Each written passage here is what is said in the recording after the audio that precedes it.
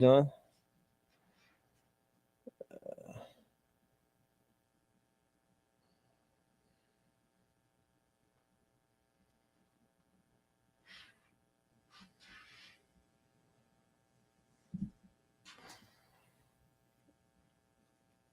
No, it doesn't show it as live yet. It just shows it as scheduled to go live. Not sure why I sent all the information.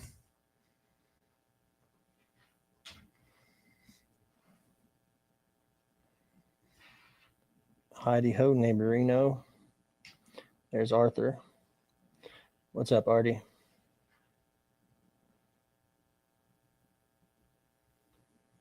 Okay, I sent him the link. Yeah, he said he was sitting right there waiting on it, so he should. It shows live on both. Oh, okay. Well, it might just be I need to refresh probably.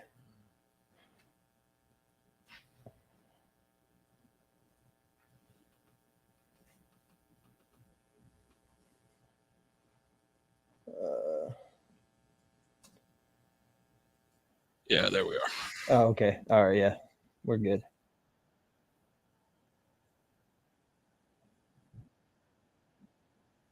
Hey, we got sound and everything. Yep, we're good. We're in the business. That's good.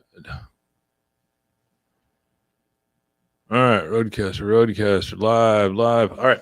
So, are we waiting on him for a Friday? Is that what we're doing? Yeah, he's going to join us for Friday. Hi, everybody. I'm going to eat a snipper. Well, how about that? Put that in your Christmas pipe and smoke it. I had reached out to him. Who's this guy? Ago now. Again? His name is Danny D. Cosplay, and he cosplays a really good, convincing Bobby Hill. And cool. I'd reached out to him before. Yeah. And got lost in the sauce and just never put 2 and 2 together to make 4. So we had to reconfigure, and I messaged him again and apologized to him. Yeah. And he was like, yeah, I'll be glad to. So okay, cool. He is pretty excited himself. Hello, Jamie. So if that is your real name.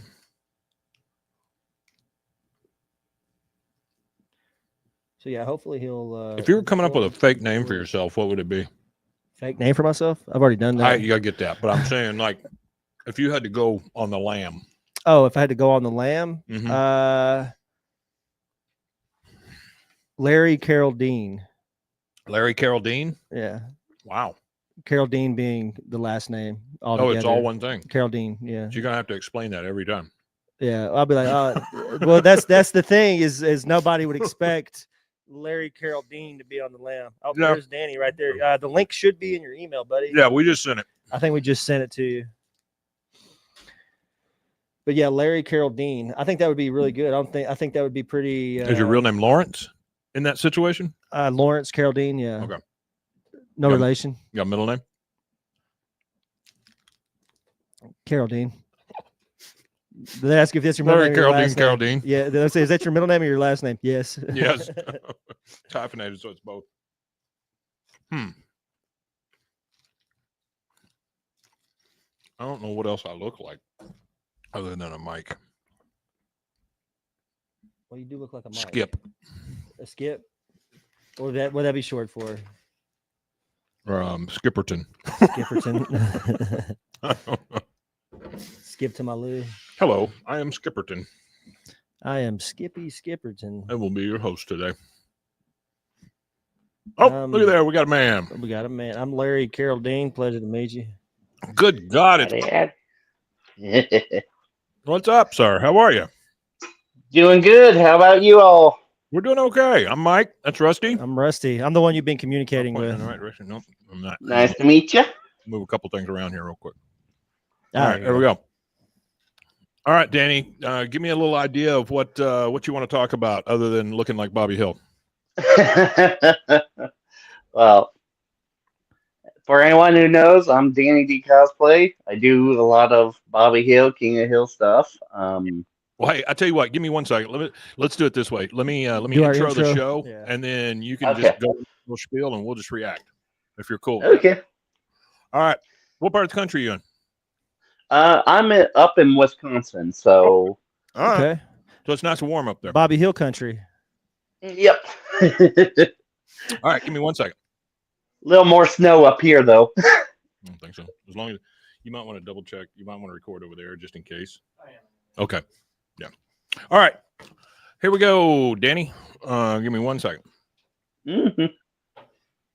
Let's do this. Got that going. All right, here we go.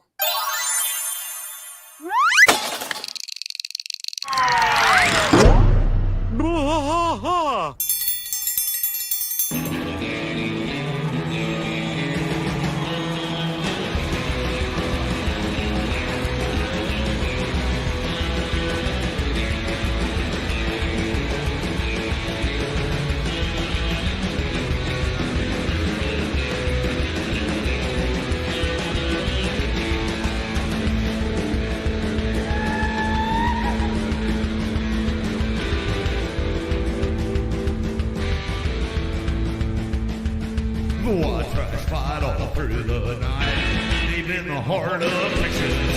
The trailer park is nice and dark, deep in the heart of Texas. Cat drinks his brew and he spits his chew, deep in the heart of Texas. The TV blares but no one cares, deep in the heart of Texas. Here we go!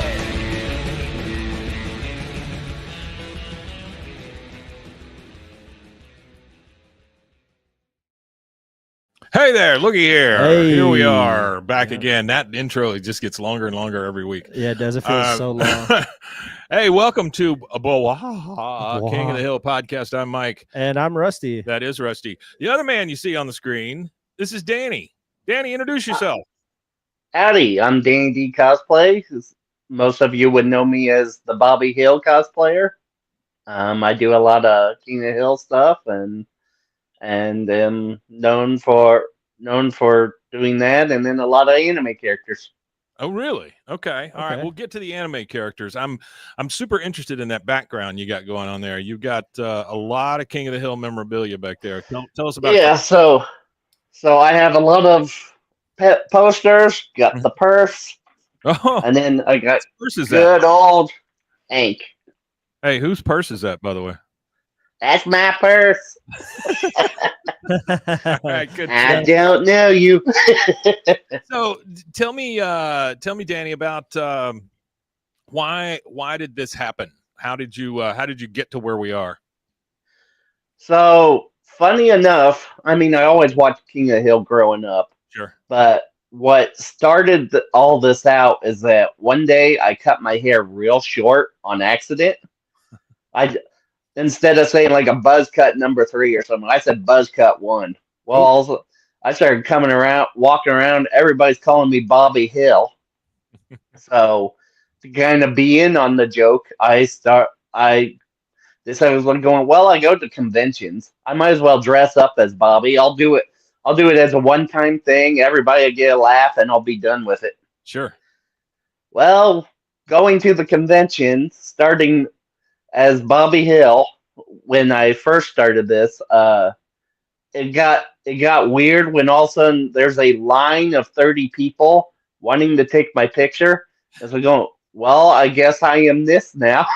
Wow. That's awesome. Yeah, actually, I think I first saw you on like something that went viral. I first saw you because I've talked to you once before to try to get you on the show, and then like things happened, and I just forgot to recontact you. And I linked back up with you again to have you on. But yeah, I saw you off of some viral thing that went viral, whether it was like a cracked article or something. I can't remember exactly what it was, but I was like, I gotta have this dude on our show. This is awesome. Because you see a lot of Bobby Hill cosplay out there, but you went viral. So you're like the pinnacle of what I see as Bobby Hill cosplay. You're like the best that I've ever seen. So I thought it would be interesting to have you on. I appreciate you coming on with us, Danny. Yeah, you're welcome. So what kind of events? You said you go to conferences and I do a lot of Comic-Con like things. So I've done like C2E2, which is the Chicago Comic-Con.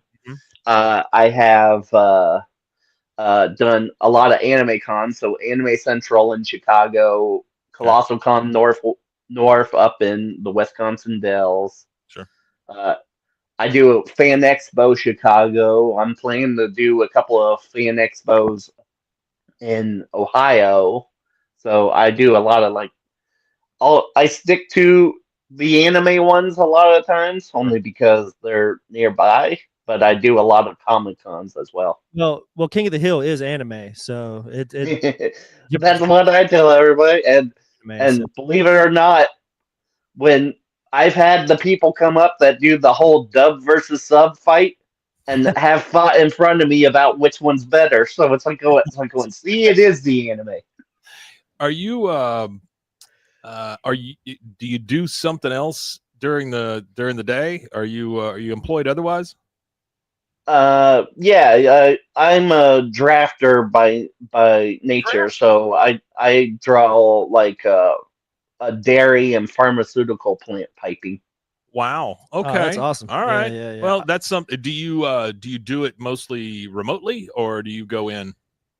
I go in. It's around where I'm at. Okay. A lot of my work's mostly working from home.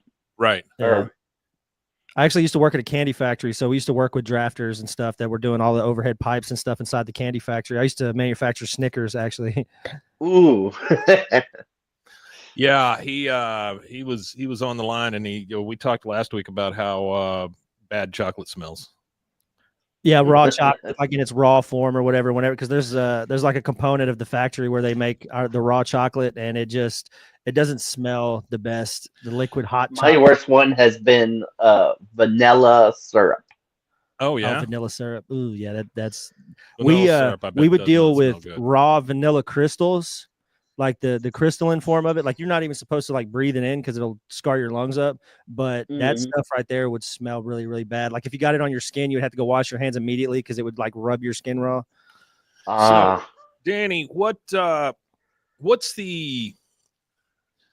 where do you want to take this? What's the biggest thing? Is it just a hobby, or do you want to actually turn it into something, or what are you thinking? This has always kind of been the hobby for me. I mean, I started doing the costumes just because I started going to conventions, and it kind of wound up being the well, I feel like I got to do something at these kinds.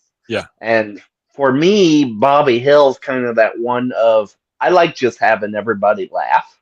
Sure. So when I'm at a con and all of a sudden you hear across the like merchandise hall or something, someone screaming, "That's my purse!" Like, yeah. So what's admirable to me is that it started as a joke and you just took control of it and said, "Well, screw it, I'll do it my way." Then that's when you got to do it. And I think that's kind of what's been the best of it. Like all my cosplay stuff kind of originally started off as a joke in some way. Sure. It's like, oh, I don't like something about myself. Well, let's throw it in the cosplay. I didn't used to like being called Danny a lot, so really? I made that the username, and now I'm quite okay with it, and that's what people know me on. So you were going by Dan? Is that? I go by Daniel usually. I like the formal. Okay. Yeah, that's super formal. Yeah, that's super formal versus completely informal. Yeah, that's awesome. That's all. Yeah, my God-given born American name or whatever is Michael, and the only people that get to call me that are my wife and my mother. So. Mike has always been that thing. I was having this conversation with my wife last night, though, about, well, it was a one-way conversation. I was talking, she was ignoring me, but it's like Danny. God, what did I run across? Some names just don't sound good on adult people.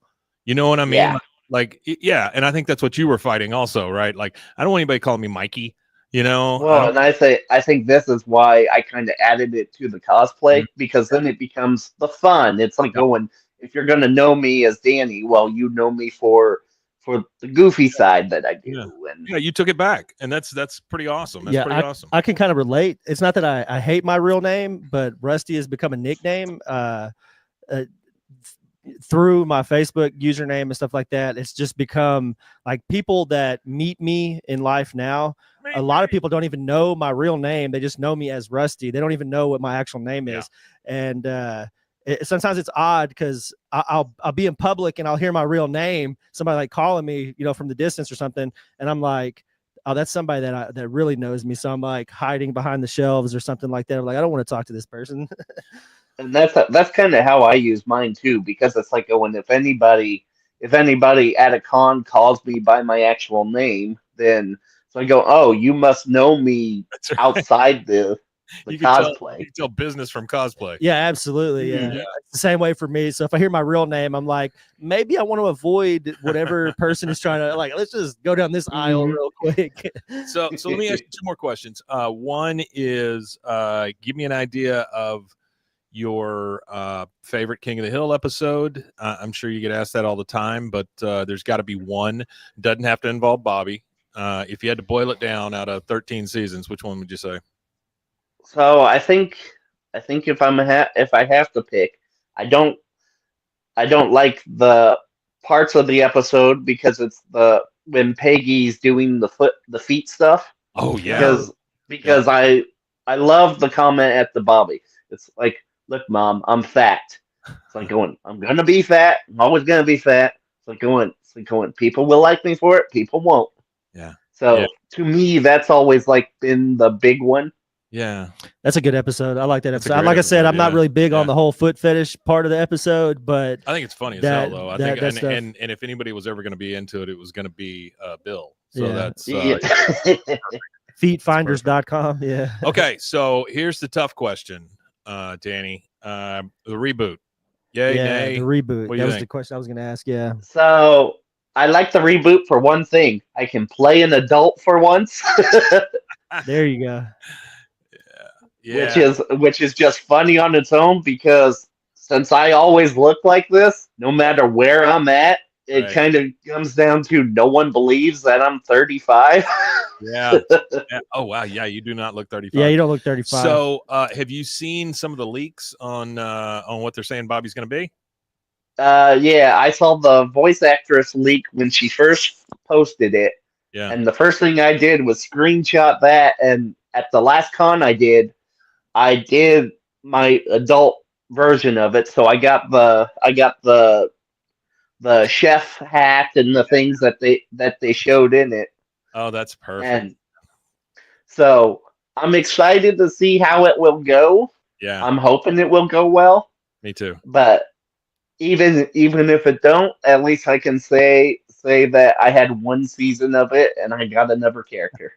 That's right. Yeah, That's yeah. right. Well, Hulu announced 2 seasons. We just found out about that last. Even better. Yeah, they've confirmed at 14 and least 15. 2, so Yeah. we get at least 2 seasons. The only thing that I'm concerned with is like the new formatting for animated shows, where we used to get 20 to 22 episodes, but now you get like 10. So I'm hoping that You're gonna get 2. You're gonna get less episodes, but they're gonna call it two. yeah, it's 2 seasons. the same amount of episodes you would get in one season, Yeah. wrapped into 2. So I hope that they have somewhere between like 15, 16 episodes per season. But you never know with the new way to do stuff. Well, and that's kind of where I'm always just kind of iffy on it. It's like, I hope that it's a full 12 episode season, Yeah. like what they've done. It would be. But Great. I think as long as it goes good and they kind of keep the characters justice, I think we'll all be happy. I agree. I agree. So, how many other things do you have anything else planned before the end of the year? Probably not for the end of this year. Usually, the Colossal Con North, like my last one. Yeah. I mean, around now, it's usually me just making TikToks or different things like that. But so at this moment, this is kind of like my cool down area. I got you. Do you ever do like commissions or like cameo type stuff? Not really. I haven't had anything of necessarily of like people will want to take my picture, but as far as it goes, with this just kind of being my hobby. Okay. My thought always kind of comes down to you don't need to pay me. If you want something, just ask and I'll see what I can do.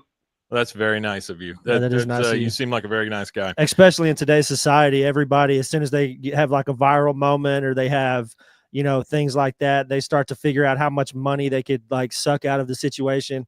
And then they end up doing like coin rug pulls and end up with the feds on them and stuff. Like the Hawk girl, that recent thing where she just did the coin rug pull.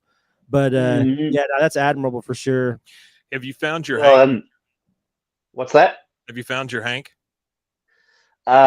This has been my biggest Hank. I have many people that look like Hank. Okay, that's what I was wondering. I was like, man, if he could just find a Hank to follow him around, that would be great. I have one friend where we have the deal out that as long as that he goes to my conventions as Dale, and I go to any of his Halloween stuff as his Morty for Rick and Morty. Oh, that's fantastic. Oh, awesome. Yeah, that's great. That's great. Look at y'all double dipping. Okay, well, Danny, man, it was a pleasure to meet you. Really enjoyed talking to you, and I hope that we can do this again down the line. One of the things that we were trying to plan is when they drop the new episodes, we'll probably be watching them live with some of our folks on the channel here. So we'll drop you a line and see if you're available. Yeah. If I can join, I will. That's great. Yeah, that'd be awesome to have you on, man. All right. Well, Danny, thank you so much. Give us your ways that people can get in touch with you and kind of watch what you're doing. So I'm Danny Cosplay. You can find me on TikTok, Instagram, Facebook, and I just got a YouTube to save all the TikTok posts too. So very nice, awesome. But yeah, you can find me at anything that says Danny D Cosplay. And so it's Danny_D_cosplay. Yep. Okay, I'm gonna save that in my phone there so that I got it. And Danny, try not to go outside because I think it's cold where you're at. Yeah, a little too cold. You've only got like 6 more months of that. It's fine. All right. Well, hey, take care of yourself, and thank you again for coming on Bwaaa. We really appreciate it. It's nice. Yeah, we appreciate you so much, Danny. I'll keep in touch with you, man. Thank you so much. Yeah. Yeah, thank you so much. I'm glad to be on here. Give us one little Bobby thing on the way out. What you got? That's my purse. I don't know you. There you go. That's it, man. Nice job. All right, we'll see you. See ya. Man, that was awesome. Cool, huh? Yeah, that was awesome. Yeah. Like I said, I'd reached out to him before, and one of them slipped my mind things and lost him in the sauce. And then I just happened to be scrolling through, man, and I saw him again, and I was like, yeah, I'm gonna reach out to him again and get him on here. He was very nice. I actually have before we cut the Friday episode, I actually have a quick email. Yeah, please. We got another. Just a gripe or a praise? A little bit. But I'll take either. I don't care. A little bit of both. It's a revival gripe again. All right, let's go. This is from Trey. Trey. So here we go. Hey, y'all. Really enjoy the pod, except for when the revival gets brought up. Because I also have no faith in it, and I just want to enjoy KOTH as it is before the George Orwell version as mad-libbed by Lisa Simpson comes out. I related and still relate to it this day, despite not looking like any of the main cast, which is a concept lost on DEI Hollywood. But there are co-workers of mine at my job where I listen to your podcast who look like certain characters from King of the Hill. And while politics get brought up, it doesn't stir up drama despite not sharing the same views. Heck, my boss met and shook hands with Trump, but didn't deny the Enrique of our job a bigger bonus like the rest of us because he voted for Harris. And this was during our company dinner before Thanksgiving. I don't participate in politics, but he didn't deny me that either. However, it was still funny that he gave us all gold printed Trump bucks as a joke. Really, the only drama was a slight scoffing remark some folks made about one of our staff being a Raiders fan. All right. If the revival, hold on, I got a little bit more. Yeah. If the revival does go the usual route, then I am thankful I can still enjoy a different adult animated sitcom in the vein of King of the Hill, but came out decades before it. I won't say what the name is because obscurity keeps it safe from New Hollywood, along with other forgotten media, which were allowed to rest in peace instead of being used for necrophilia. Wait, he's talking about a show that came out decades before, an adult animated No, he said show. if the revival goes the usual route, which he is saying that the usual route is quote unquote woke. He said, I'm thankful I can still enjoy a different adult animated sitcom in the vein of King of the Hill, but came out decades before it. So he's talking about if the revival sucks, he still has the old King of the Hill to go watch. This is Trey Trey? This is Trey Trey, aka Mr. Word Salad. Trey Trey, let me say something real quick, and this is not pointed at you. I hope you understood what he wrote. I don't really understand that, but I get the gist. Here's the issue. I think everybody's worried about it being woke, right? They're worried about this thing coming out and being woke.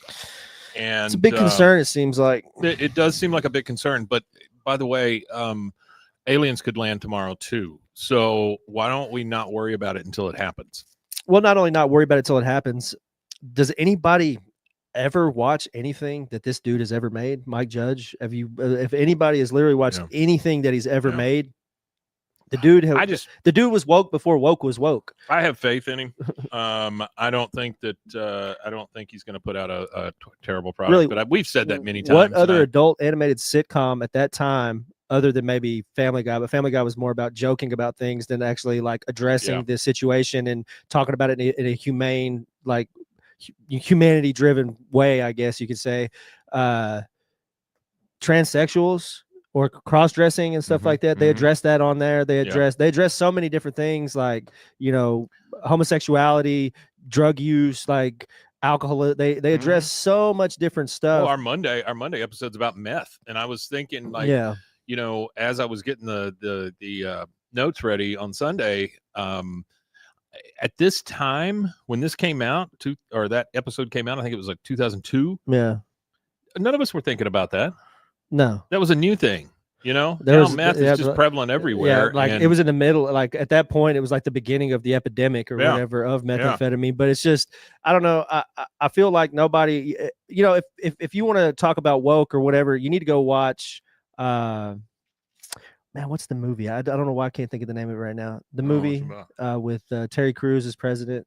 Oh yeah, Idiocracy. Yeah. Go watch Idiocracy. Just go watch that. Go put that on. By the way, and watch it. It's a Mike Judge movie. It's a Mike Judge movie. Go watch that and tell me that Mike Judge is not woke or whatever you want to call it. I really don't like that term. I think it's silly. I think it's just a buzzword that somebody heard. It is a buzzword. It fits on a hat. It's like DEI and all that. They're just buzzwords that people hear, and I don't think they truly understand the definition. Here's my take on that whole situation. Right, we're all Americans.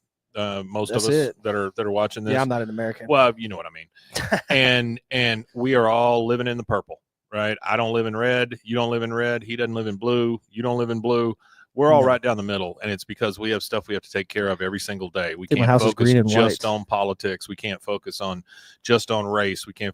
So what they're doing is they're poking at us, and they're trying to get us riled up against each other, because if they can separate us from each other, then they have all the power. If there are way more of us than there are of them, so just keep being nice to your neighbor. And then when the shit hits the fan, we're in it together. That's all I can tell you. Unless your neighbor's Con Sufanusen phone. I'll even take Con Sufanusen phone. Hey, just real quick in the chat here, we had Jamie Batista. He's a shout out Chicago. He also says that season 7, episode 3 is a great episode. I agree. Blah, blah, blah, blah, blah, blah, blah, says yo. And then Jamie asked a question. How do you feel about international students / people giving themselves American names because Americans can't pronounce their real name? You know, I saw a video where Phil Gillis says book. Somebody's on like college campus and they're going around and talking to people from different countries. Yep. And they're saying, well, what's your American name? And well, what's your real name? And I think if it makes somebody comfortable, whatever they want to, like, it's just call like yourself whatever you want. It's just like me calling you Mike instead of Mikey or Michael. You know, whatever your preferred name is, I'll call you by whatever name that is. It's like the guys who call you on telemarketer. Hello, my name is Joe. You know, like, and I don't really care what the dude's real name is, kind of thing. That's the one I was going to bring up, is like whenever they make them use those American names as telemarketers. Yeah, that's more racist to me than you telling me your actual name and me just going, oh shoot, I'm having trouble pronouncing that. Tell me again. I have no problem with that. it's when these corporations and these companies try to dumb us down and herd us all as sheep into one different place. That's when I have a problem with it. Yeah. I could care less what your name is. I will try my best. I taught, for a long time, and in the classroom, I ran across some weird ass names, and but you know what? Those same kids with those weird ass names probably couldn't pronounce my name, and so it's fine. It's a learning thing. We're supposed to get along. We're supposed to be neighbors, and so I'll call you by whatever you want me to call you by. You call me by what I want to be called by. We're done. We're done here. We don't have to do anything else. We're good. There you go, Jamie. Or so Jaiome. Yeah, Jamie, you got a great point. Or Jaime. Yeah, whatever it is. And correct me if I'm wrong. But again, had a kid named Exxon in one of my classes. Oh, wow. I went to school with I gotta call him Exxon. I went to school with a lot of crazy names, and I went to school with this huge Romanian family, and each of them had like in stature or massive, like as in like the woman was pregnant from 1984 to like 2004 or 5. She had like 20 years of birthing children. And at one point in the school that I went to, from grades 1 to 12, or grades kindergarten to 12, there was at least 1 or 2 in each grade. But they had names that were hard to spell, and you would pronounce it wrong, and they would tell you this is the Romanian way. I said, I don't care how you pronounce it, but they would teach you, well, this is the Romanian way, like Lucian like it was Lucian. I said, oh well, Lucian. And he was like, no, it's Luchin. And I was like, oh, okay. Or totally open Elise, and he's like, no, it's Elise or Elise. Totally open to learning whatever you want to teach me, man.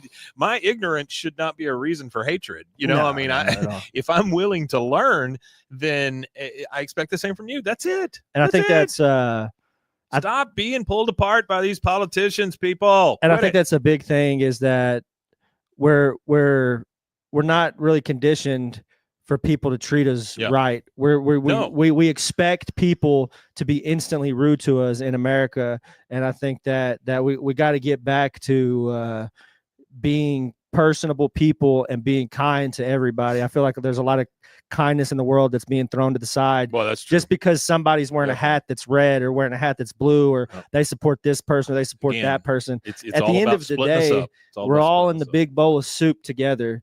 You know what I mean? Like, we're all in this big bowl together, and we got to coexist. So. Exactly it. Guys, we love you. Thank you so much for coming in. Thanks for being in the room. Thanks for just being here. Whether you're listening to it now, you're watching the live feed, or you're listening to it later, just know that we can't do this without you, and we certainly appreciate you being here. I love your questions. I love your emails. I love your calls. I don't think we put the phone number up in a while, but we'll do that. Make sure it's in the notes. Because if you guys want to call us and leave us a message, call us, leave us a message. We'll play it. You come into the chat room and talk to us. We'll shout you out. I mean, we're just looking to have a good time here and be community driven. Yeah. Well, we want to be part of your life as you are ours. So, as far as you'll let us go, that's where we'll go. But thanks again for being here. Rusty, you want to tell them where they can find us? Yeah, you can find us at BWAAAKOTH. That's on all social medias, as well as some of the new ones. We're on Blue Sky and Scoops. Scoops is a premier video entertainment platform that is growing pretty great. It's growing pretty big. It's actually we have over 12,000 views now, 13,000 views. By the way, I saw my first commercial for the Chick-fil-A streaming network. That is going to be abysmal, but I don't know who's going to watch that. It's like an animated. It's not really what they're saying it is. It's not really a streaming network. What it is it's an app by Chick-fil-A where you can go and watch their crappy movies that they've made over the years. Like, they make those family-friendly, evangelical animated movies. All evangelical stuff. It's all we got to find the true meaning of Christmas, boy. And then you pat your head on the dog, and then you look at the cross or something. I don't know how those movies go, but I'm assuming. Anyway, it was fascinating to me. I saw that commercial, and the family's all like, "Oh my gosh, we have to watch the blogger bling blong," or whatever they called it. I don't know. Yeah, I'm sure chicken's involved at some point. But and maybe the cows are evil. I don't know. All right, so come back again. we appreciate it. We're getting real close to Christmas, folks. We're gonna have to do something special. We love you, and we'll see you. I guess next. Oh wait, there's one more thing left to say. If you're on the live stream, stick around. More content coming. We Matanye. We Matanye, indeed. We'll see you.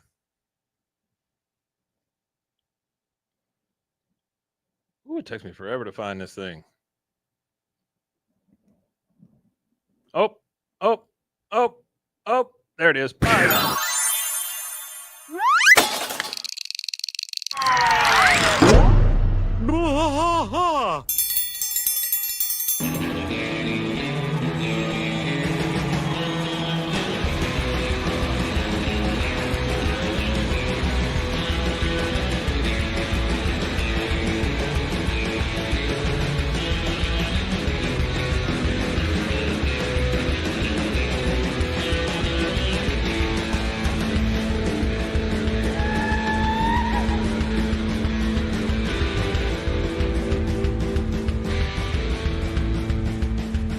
Bwaaa trash fight all through the night, deep in the heart of Texas.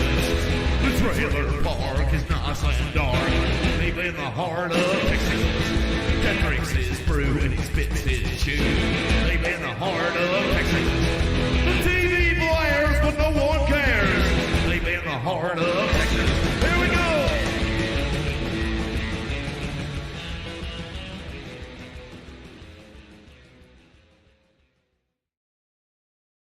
All right, and we're back, folks.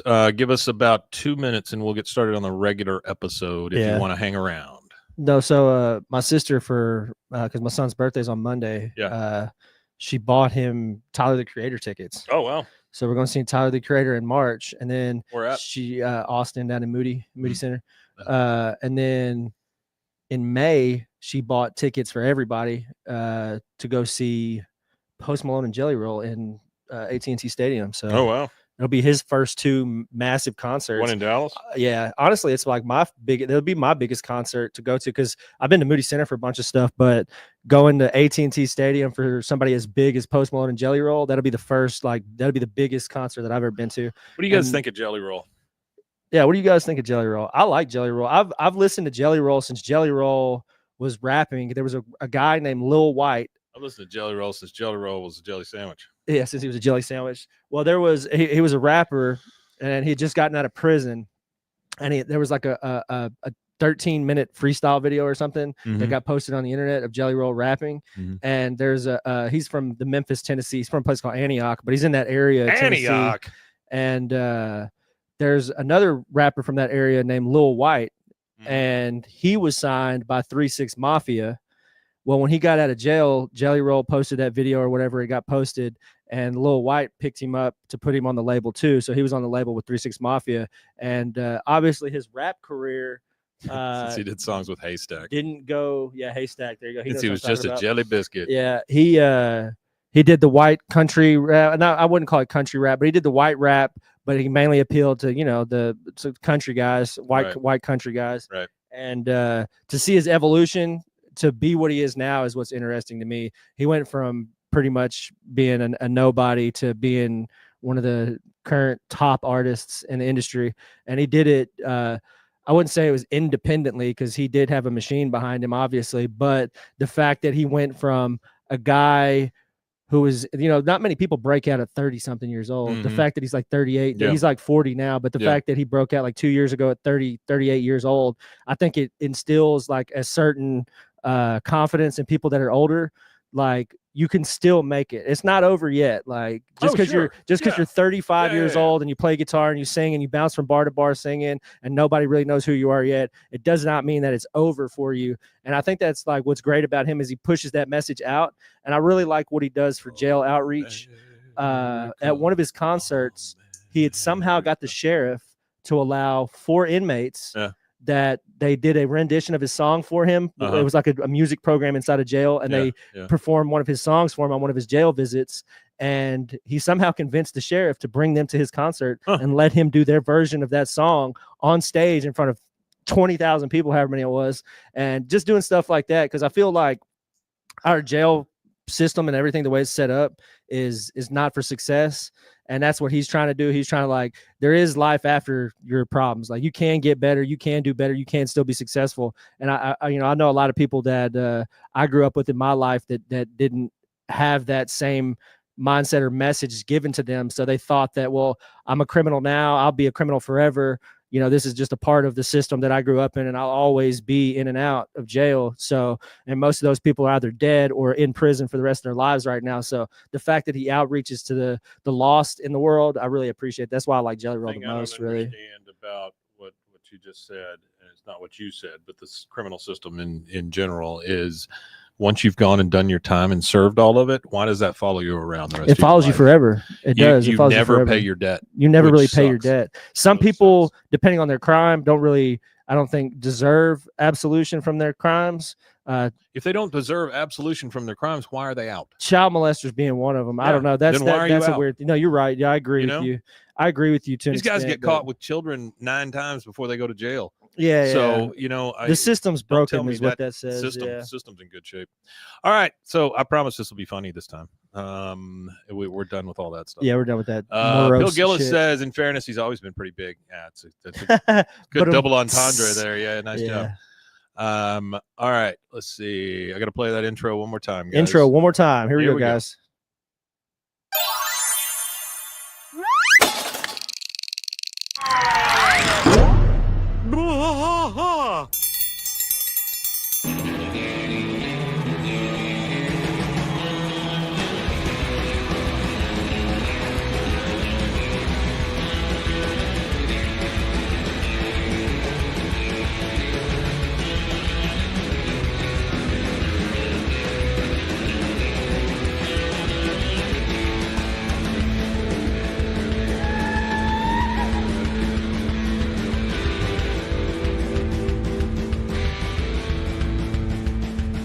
Bwaaa trash fight all through the night, deep in the heart of Texas. The trailer park is nice and dark, deep in the heart of Texas. That drinks his brew and he spits his chew, deep in the heart of Texas. The TV blares but no one cares, deep in the heart of Texas.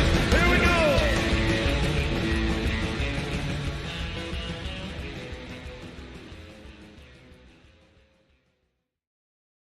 Hey there. Hello. Hi there. Ho there. Hello there. Hi. Hello. Welcome to Bwaaa, King of the Hill podcast. I'm Mike. And I am Rusty. Still Rusty. Rusty. How you feeling, man? Up and down. Yeah. Some days are better than others. Yeah. A little sluggish these days, but I'm still getting it. Getting a little better though. Like stamina coming back up. It's up and down, honestly. Like some days I'm full of energy and I can make it past noon. Okay, here's feeling sleepy. Here's the real big question, right? And this is something I haven't asked you since you got sick. Yeah. What did you eat that day? Don't tell me where you went, but tell me what you ate. Oh, I had a number one cheeseburger, just a regular plain old thing, cheeseburger right? with mustard, lettuce, tomatoes, onions. Bill pickles. says you're feeling a little rusty. Yeah, feeling a little rusty. Very nice. Yeah. Yeah, I'm feeling a little rusty. Okay. Well, this is my lubrication. I'm drinking my lubrication here. Lubrication. Well, I'm rusty, right? You got to lubricate it for rusty. I get it. It's just hot tea, but it keeps me. It's where I derive a lot of my energy from these days. Hey, nice I've got one thing to talk about, guys. And if you don't mind, give me like 2 minutes here. We are part of a network called Rogue Media Network. Rogue Media Network is once a year we do a thing where we shut down the streets here and we do a big battle of the bands, and it's a block party kind of thing. Last year I couldn't even tell you how many 1,000 people were there, but it was great. Awesome. It's a free event to the community. Everybody shows up. It's great. This year we're doing a 2-day thing. First day we're doing the Battle of the Bands, the block party, all that stuff. Second day we're doing something called the Texas Creator Awards. This is something I've wanted to do for quite a while. And we'll have to watch how many of our things get nominated, because I don't want it to feel unfair. But I'm going to bring this up on the screen here real quick. This is Texas Creator Awards, guys, and it is at texascreatorawards.com. If you would mind checking it out, I'd really appreciate it. Just you can click on Nominated Creator. Basically, what this is for is these are awards for any type of creator in the state of Texas. So if you're in Texas or you know of people who create things in Texas, when I say create things, I mean YouTube, TikTok, I don't know what else, Instagram, just anything, like almost Twitch, anything, right? It's anybody Kick. who creates digital stuff, right, or digital entertainment. You can nominate anybody you want right now, and then I believe it's end of January. We'll shut that down, and then we'll start the actual voting. So right now we're in nomination period. Please go nominate. Doesn't cost you a thing. If you've got somebody that you really enjoy watching, maybe us, then you could nominate them. It's just kind of a free for all right this minute, but feel like you could nominate anybody you want. Okay, so got that out of the way. TexasCreatorAwards.com. Today, we are doing season 7, episode 3, or in the year of our Lord 6 ABE 19. So this is actually from the 6th season. This is Bad Girls, Bad Girls. What you gonna do? What are you gonna do? This aired November 17th, 2002. Connie's delinquent cousin, Tid Pao, wreaks havoc while visiting Arlen. And boy, does she. Yeah, this is a wild episode, to say the least. Mm-hmm. Directed by Bwaaa Lim. Yeah, I had a snippet to say about both of those. Lim and Clay Hall. I really hope I got those names close. Both of those people that you mentioned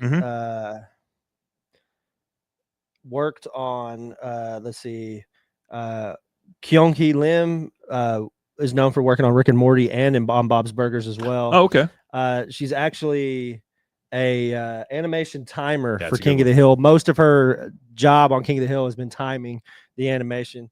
And I did not know that. Artie says that Tid Pao is voiced by Lucy Liu. I did not. Tid Pao is not voiced know by that. Lucy Liu. Yeah, and then that makes sense. She says like 9 words in the whole thing. Bwaaa Lim worked on Bob's Burgers and The Max.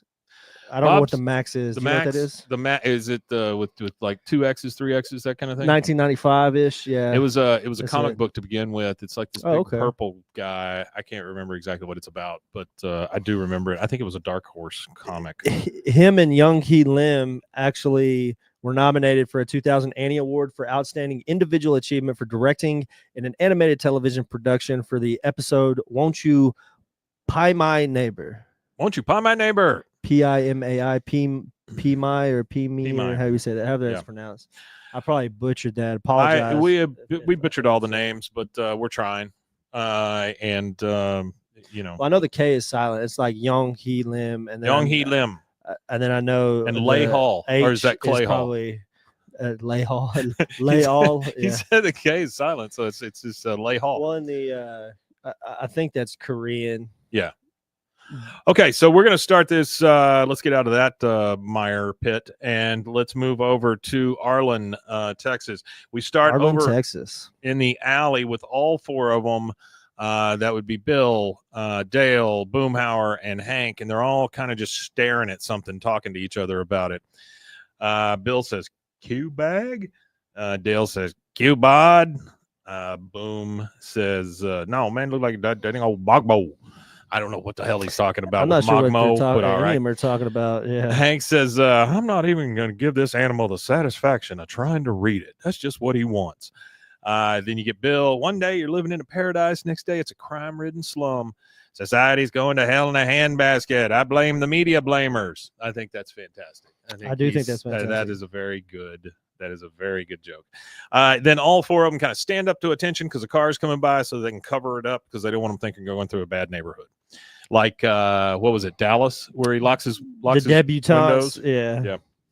All right, we're at Tom Landry Middle School. We're in science class with the children's.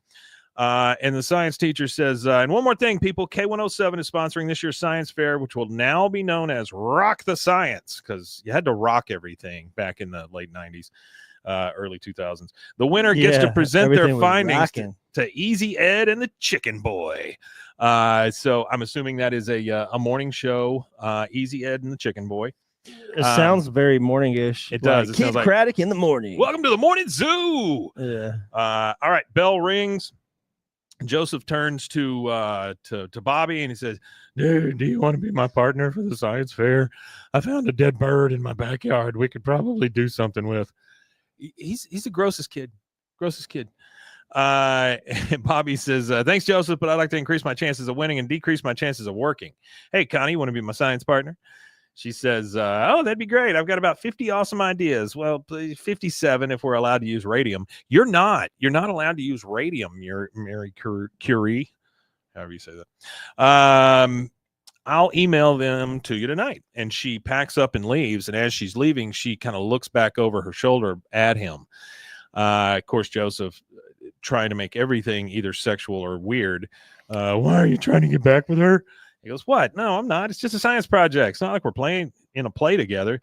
Dude, she might be thinking something else. When she walked out of the room, she looked back at you. I think you've been reading too many of your dad's romance novels. They walk out into the hall, and Joseph says, why else would the smartest girl in class want to work with you? You made sun tea for last year's science project. You then see Connie. She gets her stuff out of her locker. She closes it up. She looks back and she waves at him. And Bobby looks at her and goes, oh, uh-oh. So he is now thinking that she wants to get back together also. And it's all Joseph's damn fault. Yeah, it is Joseph's fault. All right. Now, had sun tea? He made sun tea. Have you ever had sun tea? I have had sun tea. Yeah. My mother used to make it. Yeah, it's a very southern thing. I don't think you could do sun tea in Wisconsin. Nah, well, I mean, I don't know. I mean, it's UV rays, I would think, is what does it mostly. Is it? Yeah. I thought it was the heat. Artie says Dale reads romance novels. He probably reads. There was a Western-ish. It's called Long Arm. It was a series of Western novels that had some risque scenes in it. They had it was I guess it was targeted mainly for men. I don't think it wasn't really like a women romance thing, but it was like a men romance thing. Well, it was like this howdy long arm Western style thing where, gunslinging, but every now and again there would be like a brothel with some sex in it. Every book had a little bit of sex in it. Luke says that sun tea is not common in the Midwest. Yeah, I didn't think it was. I don't doubt that. Yeah. It does have a lot to do with the heat. I think it's the heat, because I know that whenever we would make it as kids, it would sit out on the porch. Yeah. It'd be 100 degrees outside plus, and you would leave it out there for like 4 or 5 hours. I never really understood the point of it. I just boil my tea bags and I'm done. I think it's a Brokeback Mountain. Well, I think that. Yeah, I guess that was Artie. I think Pill, that the thing Pill behind says great grandma made sun tea. Mississippi, she was like 105 when she died. That's it. That's probably what kept her alive. I think that the sun tea thing is about back in the day. You didn't want to put the stove on. We didn't want to heat up your house. You didn't want to heat your house up because it was before central heat and air. So if you're making sun tea, you don't want to turn the stove or the oven on because your whole house would be, hot as hell. So maybe that's what it's for. I don't know. All right, so we're back at the fence, and all the guys are there. They're in their full painting clothes. They've got like the jumpers on and the whole thing. They've got air compressors. They've got their paint guns. They've got rollers, all this stuff, all this equipment, right? They walk up to the fence. Bill says, damn, Vandal, this will probably take us hours between the joking around and the horseplay. Dale says, and the beer runs. Hank says, look. You ever had the beer runs? Have I ever had the beer runs or gone on a beer run? Either. Yes. I'm sure you've done both. Yes. Let's just say yes. Hank says, look, we're all upset, but this guy hasn't licked me yet. Bill's like, oh, this is going to be cool. Dale goes, oh, here we go. And then Hank goes, and it's gone. Like it takes like 2 seconds to do the whole damn thing. Bill goes, oh, that was fast. Dale looks at it and says, you missed a spot. He goes, I did. And then Boom goes, no, man, there's a dang old shadow. And they just start putting stuff up. They're done. That's it. That's it. It's all over. All of that for a whole lot of nothing. Yeah, it was nothing. They're always, the thing is that I appreciate about all four of them is that no matter what the situation is, they can all come together to, solve it. So if it's a broke down car, they're all four stand, whether it's for moral support or whatever it is. Everybody's always there to fix shit. They always think it's going to be an adventure when it's and it ends up being it's just a couple spark plugs. All right, we're back in front of the Hill House. Bobby and Joseph ride up on their bikes. Bobby says, oh, I got to let her down easy. Normally I'd start with a joke, but that's how she fell for me in the first place. Joseph, I might soften the blow. Tell her I've always been into her and that I always stare at her, not because I'm creepy, but because I'm deep. Bobby's like, I'll do what I can. There's another girl there, and he just sees her from the back and thinks that it's Connie. and he goes, "Hey, partner." The other girl kicks him, knocks him down, and then he looks up and he's all groggy and he sees double and he goes, "Oh, Connie." And then she steps over him. It's obviously not Connie. It's Tid Pao. We just don't know that yet. Yeah. She steps over him and he's just like, whoa.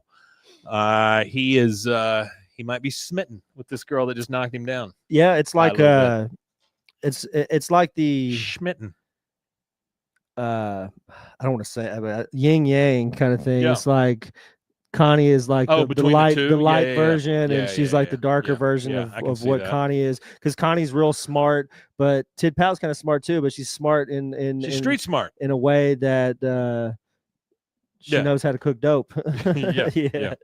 All right, so then we go into Connie's room. Connie is there on her Blueberry Mac, just typing away. Yep. And he comes in. Bobby comes in and says, "I knew you weren't wearing slutty lipstick." She goes, "Huh?" He goes, "I just got flipped by this girl who looked kind of like you, but she was dressed like a teenager." She goes, "It's Tid Pao, my cousin from LA. She's sleeping in my room." All you got to do is say LA. Bobby's in. He's like, LA. She was so in my face. I thought she was New York, but LA is even better.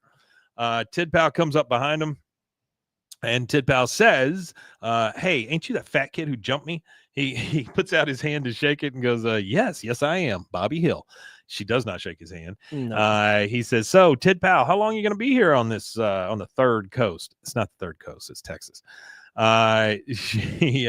She says, "Till I ain't." And then she just kind of relaxes on Connie's bed. Connie says, "She's here for the rest of the semester. Not that anyone asked me. And while you're here, stop attacking people. This isn't LA where anything goes, where it's cool to take me to Knott's Berry Farm and totally ditch me." And then we see a picture of Bobby and Connie together. And Tid Pao says, "Whoa, sorry, I didn't know I was smacking down your boyfriend." She goes, "Huh, boyfriend? Well, he goes, "I'm not. We're just science partners, nothing more." Did you just do the Knott's Berry Farm line? Yeah. Oh, okay. Yeah. I don't know. My brain blanked, I guess, when you said that. All good. You got a Knott's Berry thing? You ever been to Knott's Berry Farm? No, I've never been to LA. California's never been like big on my list of places to go. I want to say there's a couple of Knott's Berry Farms, but I'm not. Totally I'm not really sure. savvy on Knott's Berry Farm. Now, LA or that whole coast over there. Yeah. The only places that I've really ever wanted to go is like North Cali or Oregon, Washington, but I haven't made it out that far just yet. I've been to Seattle a couple of times. Been to San Francisco a time or two. Went to San Jose, and then went to some other town. And I can't remember what the town was called, but went there for my stepson and my daughter-in-law's marriage. She's Indian, and so we had like a 3-day wedding there in California. Yeah. That was a big deal. One of the bucket list items is I want to drive from San Diego to Washington. I want to drive the whole. There's like a coastal highway that you can take pretty much the whole way up. Yeah, that's one of the bucket lists. That'd be cool. Tid Pao is just like, whatever, peace. She leaves the room. Bobby says, "Catch you later." Then he goes over to Connie and says, "Catch you later" is still a cool phrase, isn't it? I mean, have you ever used it? She goes, "No." He goes, "Oh, okay." So he knows it's not cool, I guess, if Connie doesn't say it. We're back in science class. There's a science teacher talking. He's standing at the front of the class with Tid Pao. He says, "Everybody, we have a new student, Tid Pao. Now, I know there are a number of ways we can make fun of her name, like Kung Pao or I suppose Tid Poo, but let's have none of that." So why would you arm the children? I don't know. It's like handing them a loaded insult thing. Like here you go. Here's a few insults that you could use for this person. That's so. We got a couple of things here. Blah, blah, blah, blah, blah, blah, blah. Says one farm in Buena Park. Okay. And I'm assuming that you're talking Knott's Berry Farm. Pill says, I was raised just outside LA. First time I went to Texas, I was like under 10. I asked my mom why everyone is so nice. Okay. And then Artie he's talking about Knott's Berry Farm. He says it was great in 1980. He loved it when he went. Liked it better than Disneyland when he was 12. Which, I mean, I get it. It's probably friendlier, I would assume. Yeah, smaller. I'm like I said, I'm not even sure what the hell it is. Do they sell jam? No, it's like a it's like a Six Flags, basically, is what it is. Oh, so in Texas, that is our big amusement thing is Six Flags. Yeah, we had 3 of them at one point. Because there were Houston. 6 Flags over Texas. Was there one in Houston? Oh, it was Astro World. Yeah, it's not there no more. It was a Six Flags Astro World. It's not there anymore, no. But they have the one in San Antonio still, right? Yeah, the one in San Antonio, which is Six Flags Fiesta. Yeah, Fiesta, Texas. Fiesta, Texas. And then one in Dallas. Yeah, it Arlington, says they where was become that? not scary farms for Halloween. So see, it's the same kind of thing. Yeah. Oh, I got you. So if everybody doesn't know, Arlington, San Antonio, and then there's some outside. yeah, there was of one Texas. in New Orleans, the abandoned one or whatever after Hurricane That Tree. was So fun. everybody who doesn't know Texas, at one point or another, there's been Six Flags The go that have butts of been Six over Flags. Texas. You have the Spanish flag, the Mexican flag, the French flag, the Confederate flag, and the American flag, and the flag of the Republic of Texas. That's 6. So There there's you your go. 6 flags. Oh, French. I forgot. Did I say French? Spanish. That's 7. Spanish, French, Mexican, Texas flag of its own country, Confederate flag, and the U.S. flag. That's 6. Because Okay. we did. I There don't you go. understand when or where, but we were under French rule. They have it in Austin actually. So if anybody's ever in Austin, the consulate or whatever they had, the French government of Texas, there's still a building somewhere in Austin. I see like driving around Austin and stuff. I would see signs for it, but I never drove past it or made a point to like, dog leg to it. But There's also a sign out there by where I live by this company that makes they say they make like the finest in substitute foods or something like that. What It's you mean, like very like plant-based foods? Or? Area 51-y kind of sounding the way they. Yeah, that I sounds don't kind of know. crazy. I want to go find out what they do. Yeah, we got to check that out. All right. So he says, don't call her Tid Pao. And then he's talking to her in front of the class. He says, so do you enjoy exploring the mysteries of the world of science? And she looks at him and goes, do you? He goes, yes. And then she just walks to her seat. Bobby says, did you see how she turned it around on him? Talking to Joseph. Then the teacher again, okay, Tid Pao will need a partner for the science fair. I assume Joseph is available. Jeez, that's a low blow. Joseph says, I don't want Tid Pao. I want Connie. And he looks at Bobby and says, you want Tid Pao.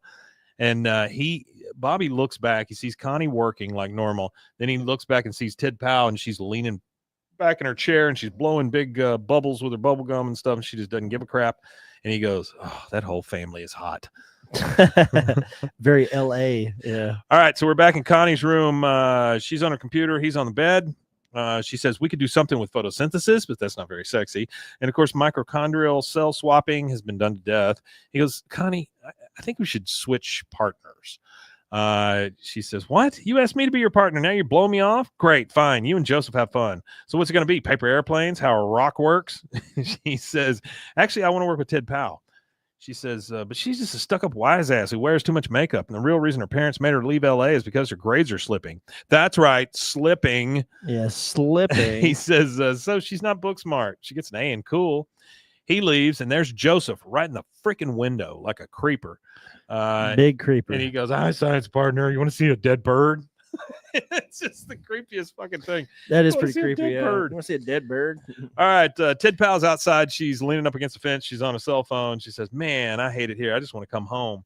And then we see this other girl on the other end of the phone who obviously is in LA. Her friend, I don't know who she is. She says, too soon, Q-bag. You know what I'm saying? The Olivera street queens are still going off about the kilo you stole. Yo, just stay away, yo. That's a lot of yos. There's a lot of yos. Tid Pao says, yeah, maybe I should give back what I took from him. I never understood yo, or it's etymology. Same thing as bra now. Well, it's etymology. Bra comes from bro or brother. Where does yo come from? Yo comes from You, like yo, you, hey, yeah, you, something like yo. that. I would imagine. Yeah. Yeah. Well, if anybody has any information on the yeah. etymology of the word yo, Yeet. Yeet. I don't know. Yeah. And Tid Pao says, I guess I'll just have to cook it up myself. I got to get a hold of some equipment. Bobby walks up, and on the other end of the phone, you hear, you better be careful, girl. People probably got their eye on you. She says, no sweat. I can con one of these inbred hicks to do my dirty work for me. Of course, Bobby, hi. She says, hold on. Yo, Cleo, that hot dude. Oh, so it's Cleo on the other end. Yo, Cleo, that hot dude from next door is here. Call you back. She does not think he's hot. She doesn't think he's hot. She just wants to use him. He goes, will you be my science fair partner? She goes, science partners, huh? Sounds cool. He goes, all right. I mean, sup. And that is our first commercial break. We will take that, and we will be right back. You got it.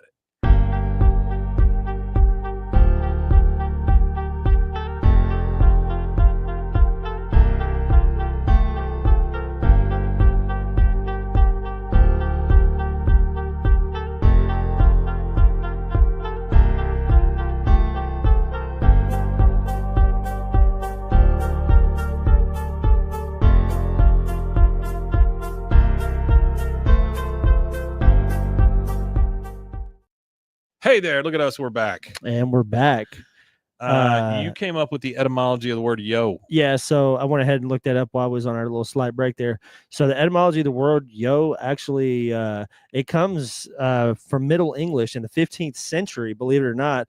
But it wasn't popularized until the 40s. It was popularized by the Italian American community in Philadelphia.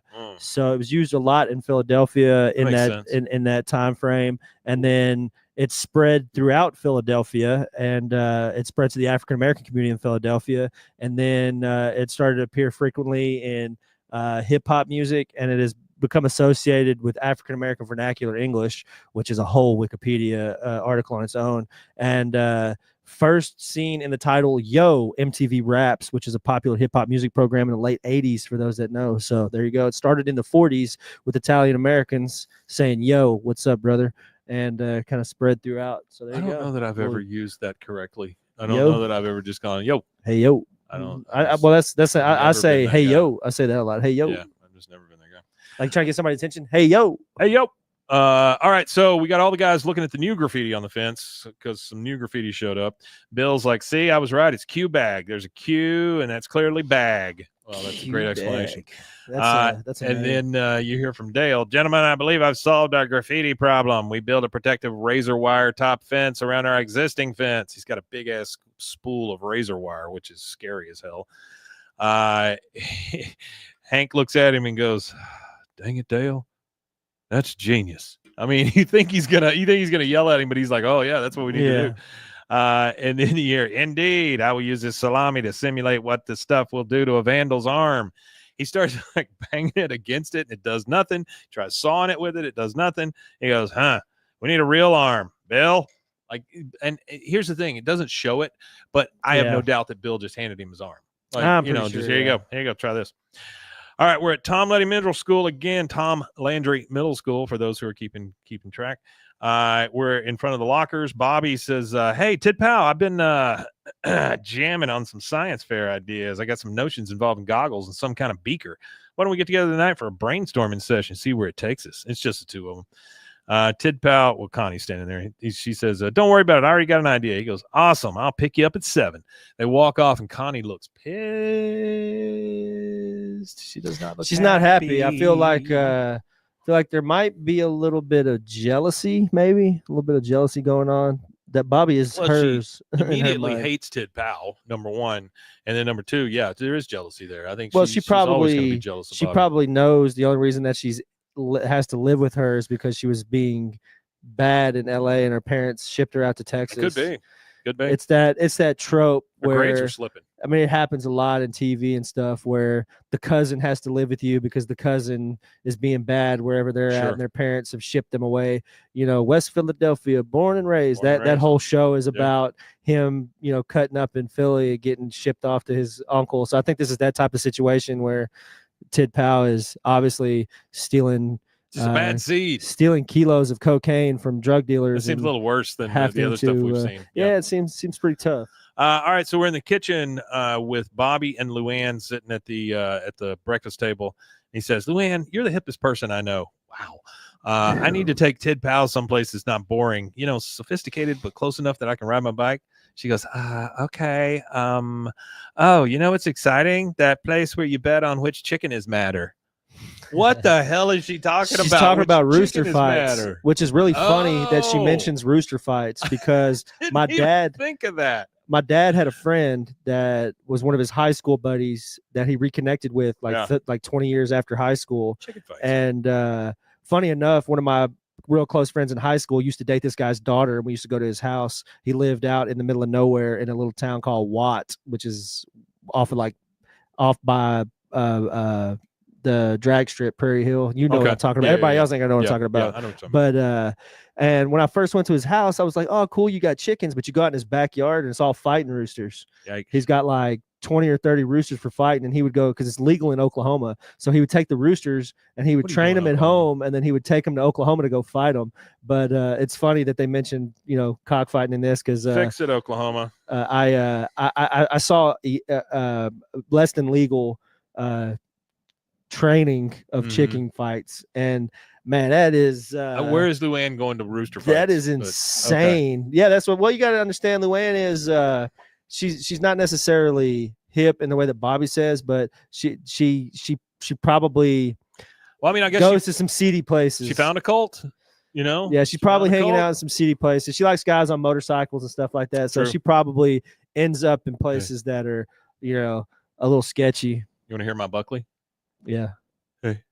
Hey. That's it. Hey. Peggy, of course. I wonder if Buckley's ghost comes back in the Oh God, I would love that. What if it's Buckley and Luann's ghost? Oh, they're finally together in heaven. Yeah, But maybe they then do that. where's Lucky? Probably in hell. He's not innocent enough, I feel like, to make it to heaven. Peggy Buckley was a teenager, so he made it to heaven just because he was, he never made it to an adulthood. Peggy but- sets down her coffee because she's always listening, obviously. I could not help it overhearing, and I cannot help but make some suggestions. Well, yes, you can, and yes, you can. Here's what to do. The Pioneer Women's Museum.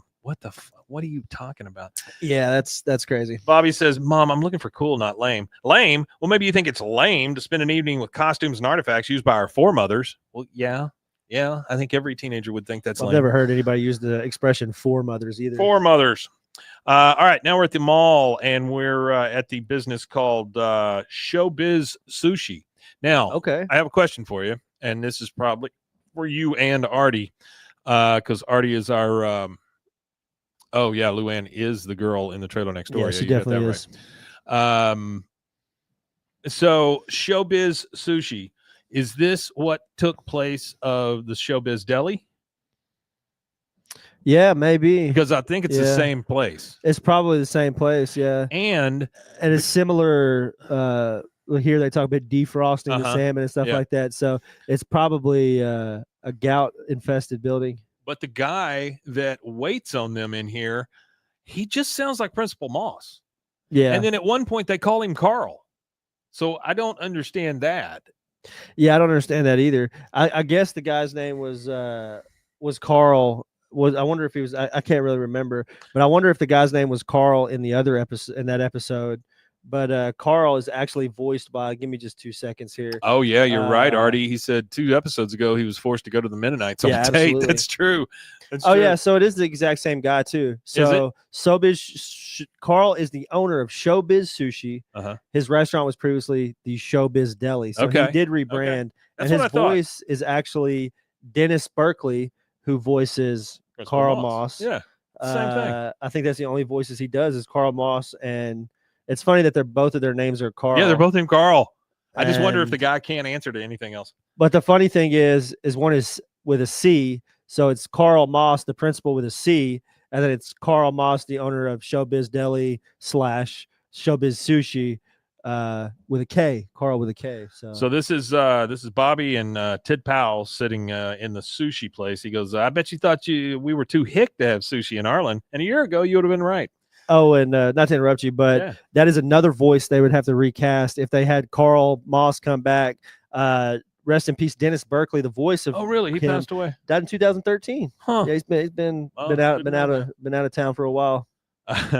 She's the waiter comes up, who again is just Principal Moss. I'm telling you. Says salmon's almost defrosted, so it'll be just a second. Your fries are ready though.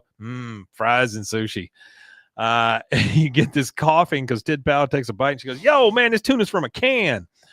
There's nothing wrong with tuna from a and then can. she throws it at the freaking wall. You just have to get the right tuna. See, the problem is people go and get the first tuna they see. You've got to get the albacore. If you get the albacore tuna in a can, that's the best canned tuna, the albacore. Hey, here's an idea for everybody out there: don't eat fish in a can. I love tuna. He goes. Where do you get actual tuna I don't like tuna. You don't like tuna? I don't like tuna. You don't like tuna steak? You ever had tuna steaks? No, I don't want it. Oh, I love tuna steak. No, Are you not a fish guy? Tastes and smells like feet. I don't want it. I like some fish, not a lot of fish. I like almost any shellfish. Okay. But fish, Crawdads, it's got to be all that like kind of a stuff. white fish. You like or crawdads something and all like that too? Yeah, that's good. Crawfish? Yeah, it's just not a lot of food. There's not much there. There's not. It's a lot of work for. That's not what a I'm lot. saying. A lot of fish is so much work that I don't. Shellfish, care. shellfish especially. Any it's type not of work? shellfish is a lot of work. You know what's not work? What's that? Hot dog wieners. They're not work at all. No, they're Just not. take them out, put them in the thing. Yeah. Boil them. They are at Mash 'em, stick 'em in a Showbiz stew. Sushi. Nothing should come out of a can. That's what Artie says, and I agree with that. No, I agree with that. It's like HEB or whatever. Our I do big like the Texas HEB grocery sushi. store. They have a really I do like good the HEB sushi. and Sam's too. They have a really good little sushi bar where they do good Do they? sushi. Yeah. And That's weird. it's always I've never seen a white person doing the sushi. It's always they always have an Asian that's making it. So I feel like it's got to be decent. So Bobby, seeing her throw this against the wall, says, maybe we should go roller skating. My mother clipped a coupon for me. And she's just like, because she can't believe she's stuck here. She can't believe how uncool everybody is. So immediately we go to the Pioneer Women's Museum. And they are in a wagon, and the sign in front of the wagon says, "Try our buckboard," whatever that is. So it's the wagon, and so they're like bucking up and down in this thing, and Bobby's like, "Oh no, they're after us!" And she's just it's like, a buckboard wagon. I got you. That's the name of the wagon. Yeah, and she's just like, ugh. He goes, "Oh, sorry, this is crap, isn't it?" She goes, "The crappiest." She gets out and starts moving the mannequins around. And here you go. Just real fast. She takes one and puts a finger in a cow's nose, and he goes, "Oh, I don't think you're supposed to touch the women." She goes, "Got bugs," and she just thinks it's the funniest thing in the world. Bobby grabs a mannequin. Finally, he gets in on it, and he goes, "I think the cow wants to milk Grandma." I had to look what a buckboard was just for specificity. Buckley board. However you say that word, specificity. So it is a four-wheeled wagon of simple construction meant to be drawn by a horse and or other large animal. It is a distinctly American utility vehicle. There are no springs between the body and the axle. The reason why they call it a buckboard is because the suspension is provided by flexible floorboards of the body and a leaf spring under the seat. Yeah. It has no sideboards on the body, leaving the floor quite mobile. In rough terrain, the floor can flex, buck, lending the vehicle its name. So it's called a buckboard because it's the construction style for the suspension is provided by the actual floorboards flexing. And have you ever ridden on an actual like period correct wagon? No. Never had a reason to. Well, I've been to a few like places where they do like reenactment stuff? Kind stuff. Yeah. And the roughest shit on earth. Thinking that so many people jumped on these types, even the Constanoga wagon, even though it had a suspension system that was more advanced than this, I just could not think of how rough it had to be for people going west. Oh. They had to have the worst back problems with spine compression and stuff like that from just they didn't know any better though. I mean, that was just the way 3 it was, months of just slamming. Yeah. Insane. Yeah. Sounds like my summer when I was 17. 3 months of slamming. Yeah. It was invented by Reverend Cyrus Comstock. There you go. It was invented by a preacher. A traveling preacher invented the first one, and it was designed for personal transportation in the Adirondack Mountains in Essex County, Adirondack. But you gotta remember that they like to flog themselves to put themselves through pain too. So yeah, that could be part of it. So that was how he got around to proselytize his religion. Yeah, I bet he did proselytize. All right, now we're at Joseph's house. It's Joseph and Connie. They're working on their project, and right behind them, the TV's got some rap videos on it. The only reason I know that is because it looks MTV like raps. Yeah, exactly. Yeah, there you go. She says, you know what we should do for our project? Find out how boys like Bobby could possibly be interested in some street trash like Tid Pao, which is a little rough. Joseph says, if you're tired, you could crash here. What are you talking about, Joseph? Yeah, you just want her to sleep so you can watch her, or what? He probably would. Probably the kind of guy that would try to kiss her while she's sleeping or something. Great. Wake up with Joseph attached to your lips. She says, "Oh, Joseph, I don't really want to get into this again." So it's not the first time, right, that he said, "If you want to just sleep here," and then behind her on the TV, the raps get replaced with freaking Dale, who's on some sort of closed circuit television system here. And he goes, Joseph, don't forget to do the yawn and stretch. And then Joseph like tries to do the, he puts his arm behind the girl or whatever. Yeah. And it goes really badly. Well, because Connie and Bobby, regardless of what's going on with them right now, they're still. Well, it's not only that; it's There's just still a that little Joseph's a something. creep and a weirdo, and he's just he's very cringeworthy. There's a flame still there. All right, so now they're walking in the alley. This is Joseph and Bobby, and Joseph says, "I'm sorry, this is Joseph and Tid Pao." Tid Pao says, "Hey, check this out." She pulls out some spray paint and starts tagging the wall there again, or the fence. He goes, "Oh, you're the one doing that? My dad keeps having to sandblast, restain, and lacquer it off."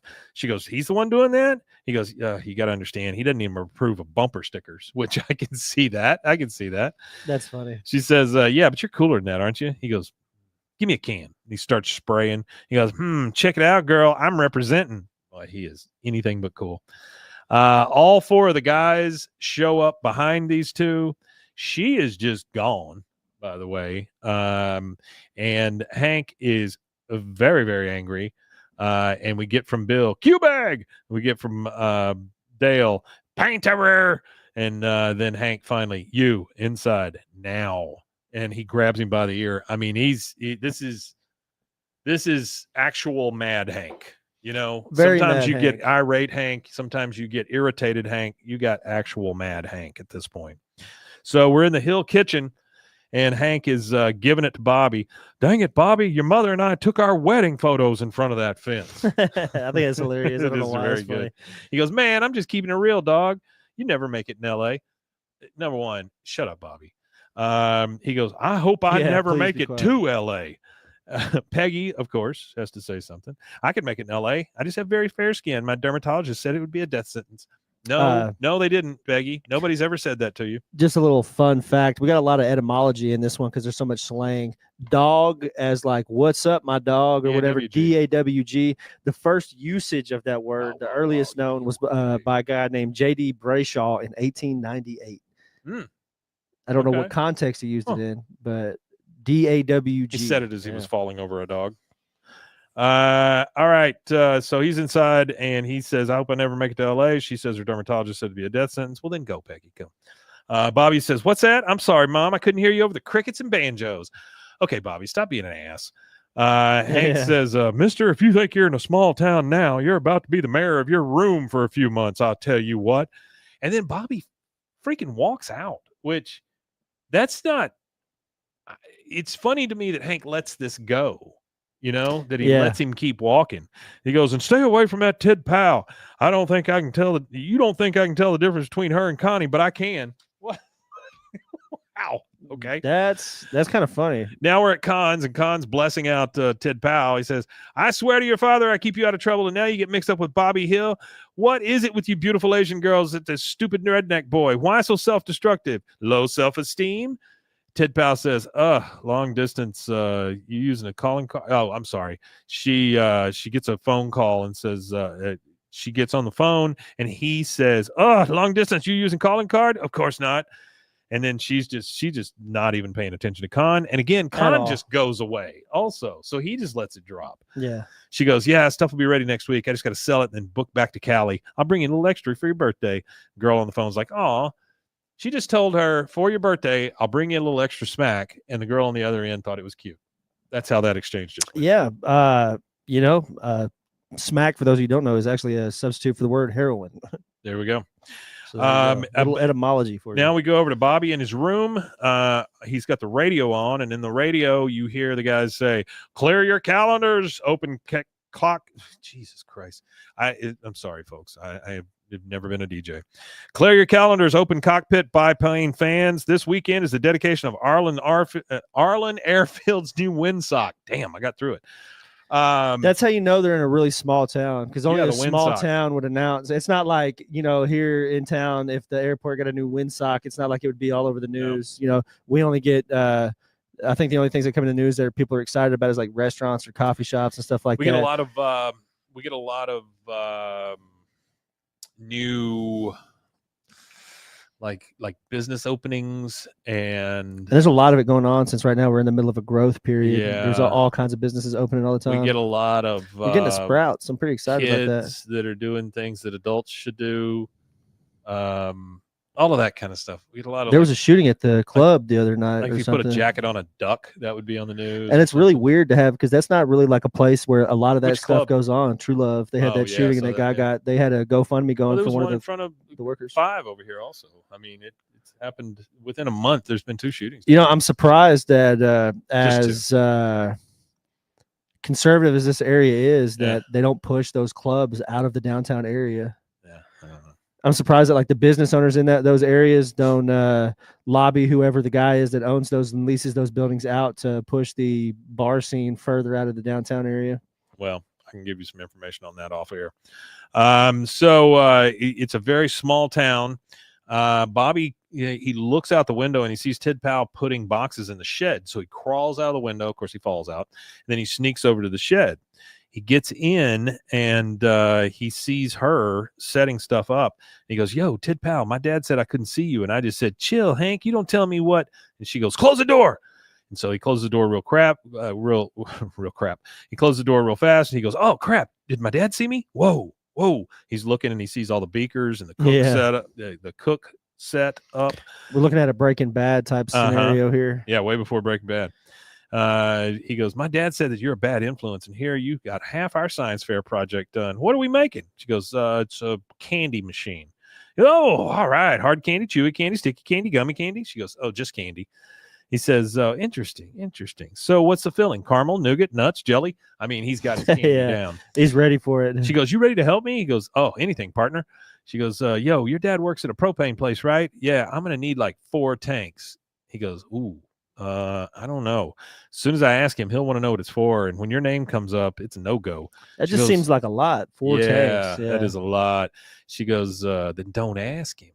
He goes, "But," and then she kisses him. His eyes roll back into his head. And he goes, "Sometimes I overthink." And he is on the prowl at this point, right? He's on the prowl to steal some propane from his dad's place. Which is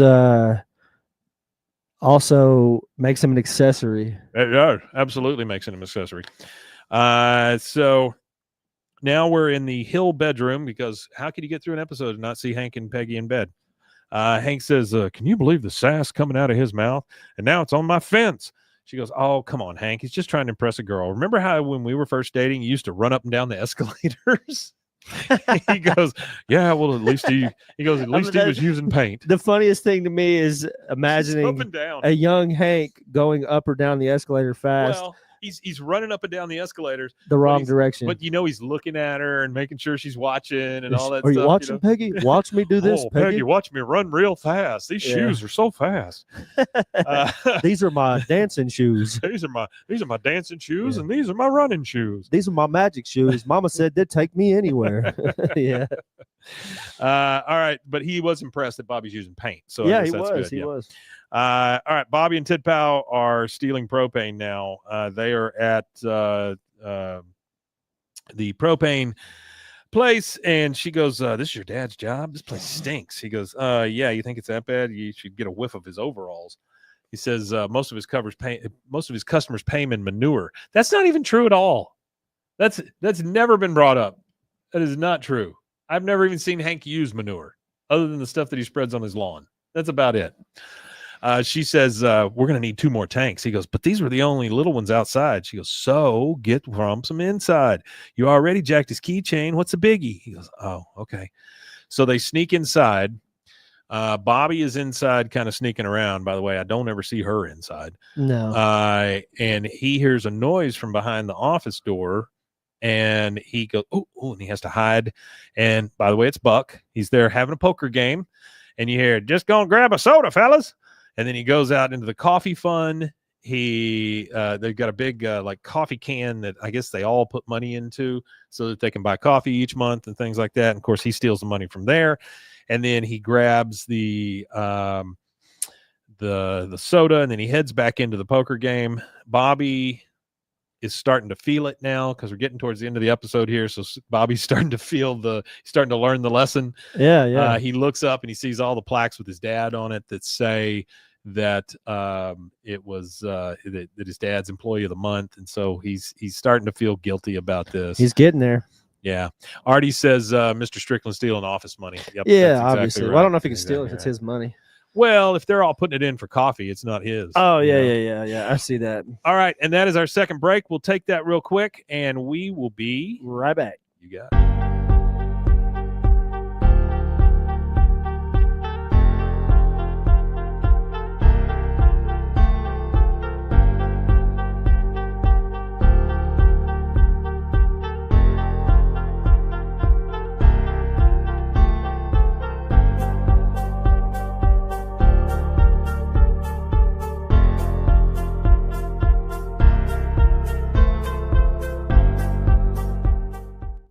Can't do anything right now. Yard work. Yeah. Hey, we're back, by the way, and we're talking about yard work. We're talking about yard work. Well, I got that whole property that we're trying to like develop or whatever, so we can put a house on it. And I can't I've got a lot of trees and stuff I got to clear out and a lot of overgrowth and stuff like that. And I'm just having a hard time with stamina. I just can't get out there and do it right now. Yeah. So it's the next morning over at Strickland, and Hank is coming in. Everybody's getting ready for the day, that sort of thing. And Hank's like greeting everybody.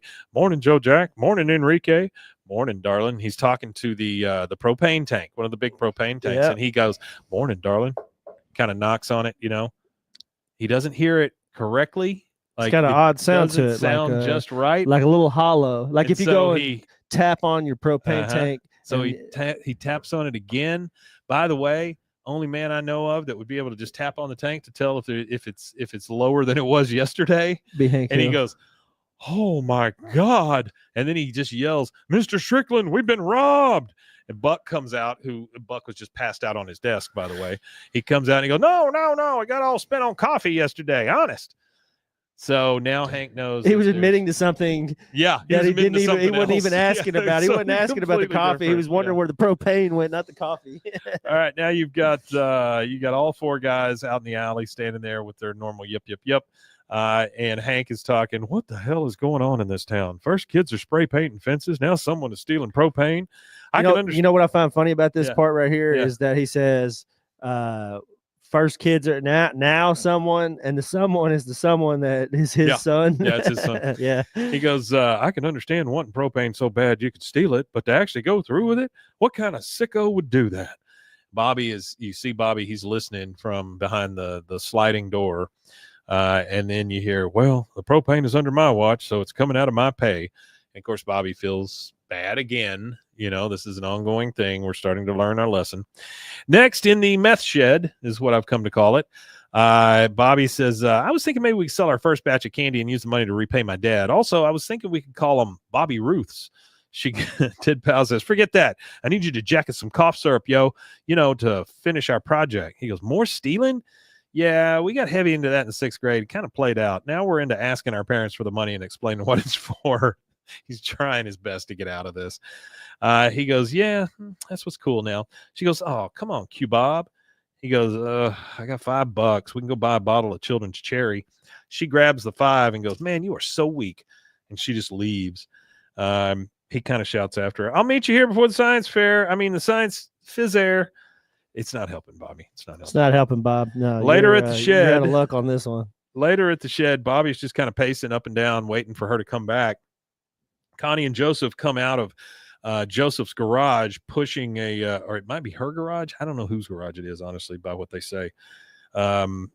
They're pushing this big machine out of the garage, and Joseph says, "Check out this machine we made. It picks up radio signals." Connie's like, "It's an incubator, Joseph. I had the radio on in my room while I was making it." He goes, "So then the music, does it just," she goes, "So Bobby, where's your cool girlfriend?" Like, Joseph is still thinking that this picks up freaking radio signals. He's an idiot. He's out of there. An idiot. She goes, "So Bobby, where's your cool girlfriend?" He goes, "Oh, she'll be here." He's watching his watch. He goes, "Don't worry about that." Now you see Peggy taking the trash out, and Bobby runs up and says, "Mom, the science fair is today. I need some cough syrup." She goes, "Are you trying to be sick? Because I will put a thermometer in you before you can sit down." What? That one's kind of weird. Well, I guess it's a rectal. He goes, no. I want to go to school and I want to win that science fair. And when I come home, the only thing I'm putting on Dad's fence is a blue ribbon or a Chicken Boy t-shirt. I don't remember what the prizes were. Now we're at a truck stop, and Tid Pao is over there selling drugs to a trucker. This is taking a huge leap all of a sudden. Now we're trafficking. It gets kind of dark here. Yeah, it's a real jump. Trucker says, I'll be honest with you, I'm a little uncomfortable buying such a large quantity of Zoom from a 13-year-old girl. She goes, oh, please, mister, could I just get the deposit? I'm late for a Girl Scout meeting. He goes, don't you cross me, little girl. So then we're back at the shed. She comes up riding on her bike, and she's talking into a Bluetooth headset, which I thought was kind of progressive for the time that it was there. She's got her Bluetooth headset on. She's talking to the lady on the other end. She goes, just made my deal. Be enough to pay back the Oliveira Street Queens and fly back to Cali first class. Your punk ass picking me up at the airport? She goes, all right. He goes, great, thanks. And then she opens the shed, and there's nothing there. It's all gone. And she says a phrase. I've never heard this phrase. She goes, oh, this is so lemon. I understand context. Sour, bad, I guess. Just never heard anybody say that. Yeah, I've never really heard that either. Yeah, that's a weird one. All right, so now we're back at Tom Landry Middle School. Hold on, I got you. This is lemon is can be slang for a number of substances. Methamphetamines, ecstasy, crack, a weak strain of marijuana, but it comes from the phrase defective, imperfect, unsatisfactory, like a lemon car. Yeah, sure. So, by the way, Artie, with the one of the oldest jokes ever, what's the difference between an oral and a rectal thermometer? The taste. There it is. Good job. I wish I had a drum. Taste. There, you got it. It's a good one though. Yeah, so we're back at Tom Landry Middle School. Big old banner up that says "Rock the Science," which is just weird. And so Tid Pao comes in. Bobby's there, already set up. He's getting everything ready to go. She goes, "You brought it here? God, you are one dumbass pig farmer." He goes, "What are you yelling at me for? I'm the one here rocking the science." He goes, now, if you're ready to make some candy, hand me that brake fluid. She kind of looks around. She sees a cop.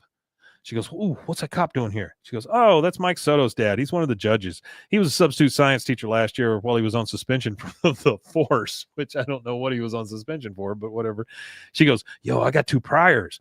He says, but if you leave, you won't get any credit. She goes, it's all yours, man. She just leaves. She is just freaking out of there. He goes, fine, more A's for me. Then comes Connie up to the table, and she goes, I think somebody already did your project. Oh yeah, it's right over there. The vending machine. I mean, that's a pretty sick burn. Yeah. Think about it. He goes, oh, that's the best you got? Maybe you need to invent a trash talking machine. She just kind of laughs at his own joke, which is insane. Yeah. She sees him setting everything up. It's a bunch of beakers and ammonia and fire. And I mean, there's everything there that you need to make some good meth, I guess. He goes, Ooh, I hope this candy tastes better than it smells. It's got to. It smells like cat pee. She looks for a second. She goes, ammonia, cough syrup, drain cleaner. Bobby, you're not making candy. She goes, didn't you watch that MTV special with Andy Dick? You're making methamphetamine, crystal meth, ice, crank. He goes, what? Big deal. I made a crank machine. I'll just change the sign to how a crank is made. He goes, now quit blocking me from the judges. She goes, Bobby, it's drugs, the kind you go to jail for. I actually have a story for cooking methamphetamines. So my best friend, his neighbor's barn burnt completely to the ground. Mm-hmm. And they were trying to blame it on us for being teenagers out there just hanging out in their barn doing stuff, because we were friends with their kids. So they were all mad at us, and they were mad at everything. And then it comes out, my friend's sister threw this massive party, and she ended up going to jail that night because she was 17. So they took her to jail, and for providing alcohol to minors. Is what she went to jail for. While she was in jail, there was a homeless woman that she was talking to. The homeless woman was the woman who burnt the barn down. Oh, wow. She was cooking dope. And like, the thing with methamphetamines is there's so many different ways to do it, like the ammonia and everything. And then there's like one where you use like lithium out of car battery, like batteries and stuff like that. But the woman was doing a quick batch method of making it and burnt this whole barn down. Not only did she burn the barn down, there was like a classic pickup truck in the barn that got burnt up, and like a bunch of other stuff that happened when we were teenagers in high school. Those things that's happened out there. Yeah. We were teenagers in high school when it happened, and it burnt down. This barn had been there since the 30s or 40s. It was an old barn. It was really big barn too. So it had like a sloped roof, and at the very bottom of the roof was only probably like 4 feet off the ground. So what we would do is we would climb up to the top of that barn roof and put down like a burlap sack or a trash can lid or whatever, and we would slide off of it and launch off the roof. Yeah. Made it into a super slide. Yeah, it was awesome. So he goes, "Oh my God, I swear I didn't know. She set me up. I'm just a clod hopping pig farmer who was too dumb to listen." He goes, "You were so right about her." She goes, "Yep." He says, "Connie, please think. You got to help me." She goes, "Hey, you wanted excitement? You got it." And she just walks off. He sees the cop, going around judging some stuff. And he goes, "Oh my God, oh my God, oh my God, oh my God." And he's trying to rub his name off of the glass beakers and stuff. He doesn't want to get caught here. Clark Peters shows up and starts talking to the cop. "The compression generated by the air pump can launch the potato with enough force to go through a man's skull at 100 yards. I mean, it makes total sense that Clark Peters made a potato gun. Yeah. Those are fun. Then the science teacher comes up to Bobby and goes, "Candy, Bobby, this is a refreshing change from Emily's Can Mice Swim project. Turns out they can, but not for long. Let me try a piece." I love how that's just a throwaway. Yeah. Turns out they can, but not for long. He goes, "Let me try a piece." He goes, "Oh, no. The experiment is a failure. I'll take the F, sir." He goes, "Oh, it's like rock candy. You know who has a sweet tooth? Officer Soto." So he pulls out a piece with tongs and he goes, "Chad." And then the cop comes over and looks at it. Bobby's really trying to get out of this. He's like, no, you can't. It's bad. It's too sweet. You'll get diarrhea. I sneezed in it. And then right as that happens, something explodes on the table. Yep. And so the entire thing is busted up, or most of it is busted up. And then it kind of clears, and you see Connie standing over there with the potato gun on her shoulder. She loads and shoots again. And the cop is like, "What the heck is wrong with you?" She goes, "It was an accident. Prove it wasn't, yo." And then she just walks away, like drop the mic kind of thing. Yeah. And Bobby gets out of it, I guess. Now, here's the thing. There's a couple of things left that we didn't take care of. Yeah. Number one, Bobby stole propane. Number two, isn't he supposed to be like under house arrest or whatever? I mean, there's no wrap up to the parental part of this. Oh yeah, like he's in trouble for whatever. Yeah, I didn't really get that either. Yeah, there's zero wrap up to that. But they don't really discuss it, like the punishment phase. Yeah. The next thing we see, we're on an actual farm, and it is cold as hell, and the wind is blowing, and you just hear this cowboy guy say, "I'm the last uncle you got. You screw up here, we ship you back to grandma in Laos." And it shows Tid Pao, and she is literally shoveling manure. Well, that's the thing. That's the thing for me about the meth thing and her shooting a potato gun at it. Those things are super volatile. All the chemicals being used, the heat being used. Yeah. I imagine that the explosion would have been probably cleared the gymnasium out, and probably killed a few people. It's a biohazard. It's a biohazard. I mean, it's a pretty bad thing. So the next thing we see, to kind of wrap this whole thing up, they're at Showbiz Sushi. It's Bobby, Peg, and Hank. The waiter comes up and says, "The yellowtail smells a little funny, but it all smells kind of funny to me." "Okay, Carl, I know who you are." Bobby says, "Well, you look at us chilling in a hip new sushi place right here in Arlen. Who needs LA? Hank holds up a piece of chicken and goes, "Oh, so this is chicken tempura, huh? It's pretty good." And then Peggy's like, "Try it with the gravy, Hank. It's good." And then you hear the waiter say, "Domo arigato," and that is it. I did not like that ending. I'm just telling you that right now. I didn't like that ending. And it's simply because there is no resolution there whatsoever. No, they don't really explain. They don't explain the farm part. They don't explain It's a good episode, but it's obviously, it's obviously one of Khan's brothers. Yes, that's what Artie said. But they don't really, that's what Artie said. They don't really explain Khan's brother. They don't explain that. They don't explain how she got sent. I just want to see what happened to Bobby. I want to see what kind of trouble he got into. Yeah, it might have been one of those things. I'll take it to my grave. You hear the credits, and then at the very end, he says, "I'm just keeping it real, Doc," and that's it. At WGBH, season 7. Episode 3, Bad Girls, which is actually, I meant to mention this at the beginning, but this is episode number 5,642. Oh, hold on here. 129. 129. It's like our 300 plus, but this is 129 of King of the Hill. All right, folks. Thank you again for being here. We really appreciate Thank it. That you. was season 7, episode 3 or 6 ABE 19 Bad Girls, What You Gonna Do. It aired November 17th, 2002 to begin with. Let me mention this one more time. If you don't mind, I would like to, well, shoot, I thought I could. Maybe I can't. Oh, there we go. Texas Creator Awards. If you don't mind, go to TexasCreatorAwards.com and nominate your favorite creator today. Facebook, Twitter /X, Instagram, wherever people create. If they're from Texas and they create digital entertainment, please nominate them. Yeah, Nomination process will be open through the end of January. After that, we'll turn it into voting. And then March 2nd, live streaming and live here in town, we will have the first annual Texas Creator Awards live on stage.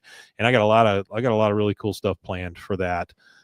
We've got some live performances. We've got. Are we doing something live? We got some music. We've got all kinds of cool stuff. Yeah, and Rusty will be presenting an award. He just doesn't know that yet. Oh wow, okay. So yeah, it'll be fun. It'll be fun. Yeah, I'm pretty excited. If you get a chance, please check that out. Also, we have a Patreon that's been running. It's $3 a month. If you can help us out, we'd really appreciate it. Help us turn the lights on and keep them on.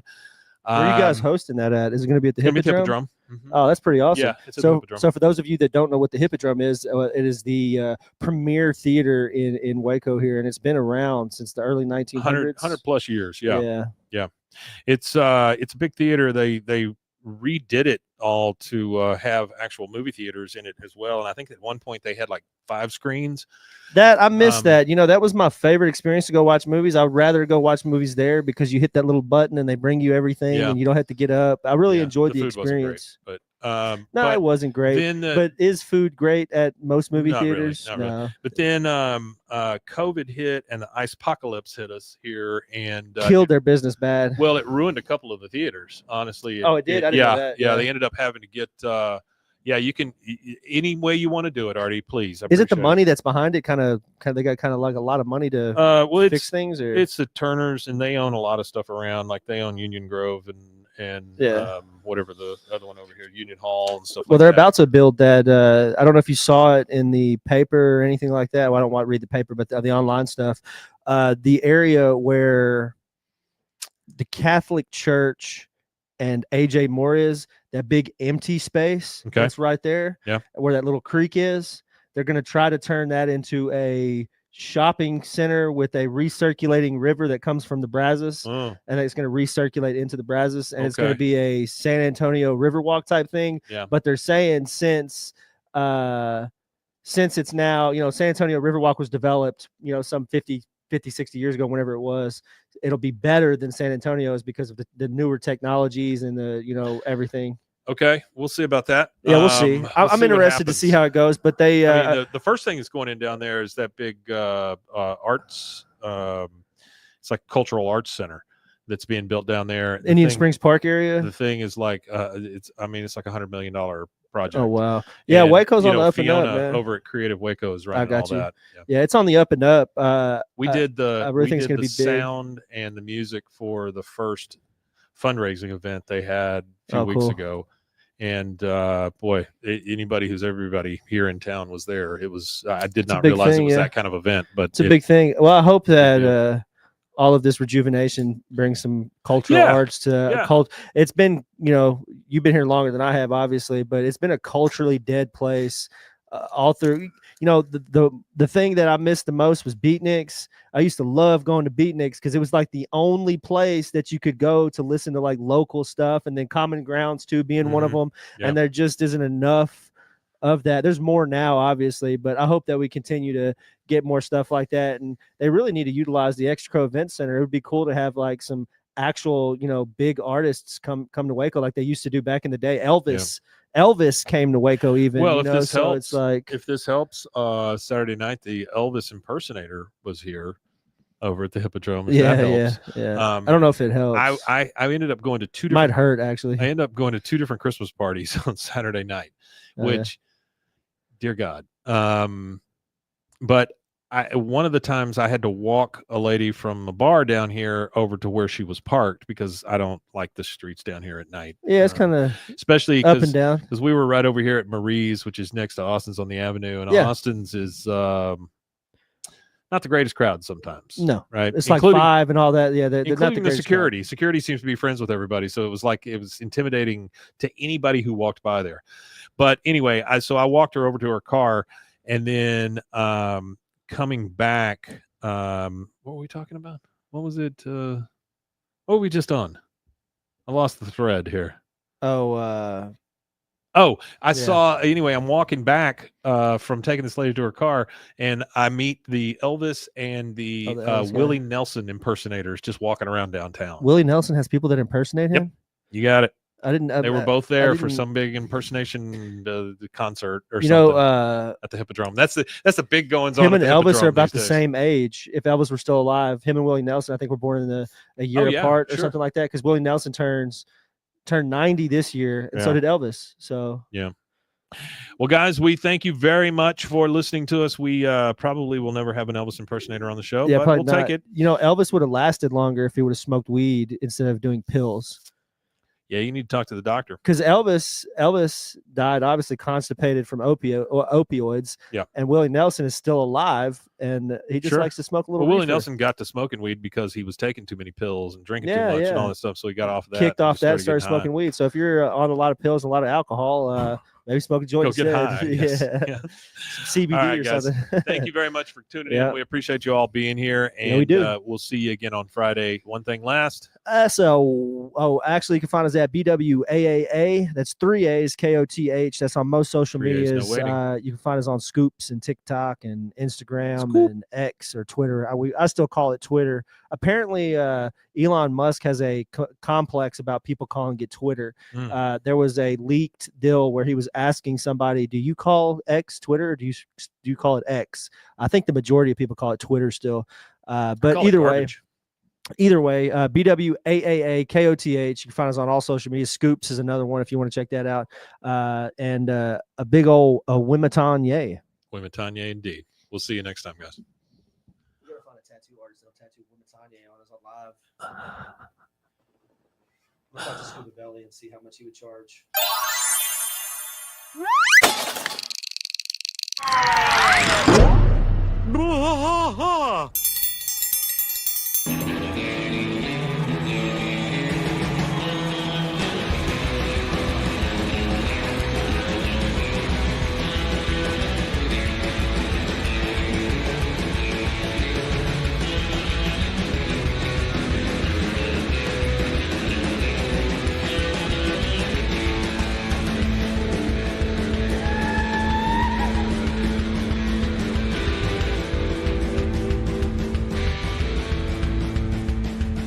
Bwaaa trash fight all through the night, deep in the heart of Texas.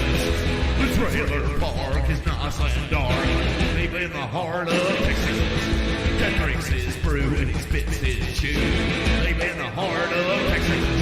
The TV blares but no one cares, deep in the heart of Texas. Here we go!